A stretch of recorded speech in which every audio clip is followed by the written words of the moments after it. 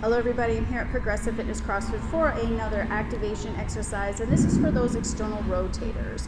So you may have already been doing this motion here on the ground, working the external rotators. So here's another one you can add in if you're feeling like you need more of a challenge. It is quite difficult. Stand against a wall. You're going to want to have enough distance between you and the wall so that there is some pressure against the wall. Think about going into a plank position. Your shoulders are depressed, so they're down. They are tight. And you're simply just going to move your wrists apart. So your whole arm isn't moving, it's just the wrist. Once you get that motion, you can add the resistance band to it. Makes it very difficult.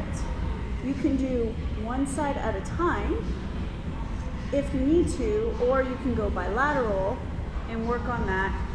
Make sure that your core is nice and tight, you're stable, your shoulders are down, and again, you're working on this windshield wiper type motion.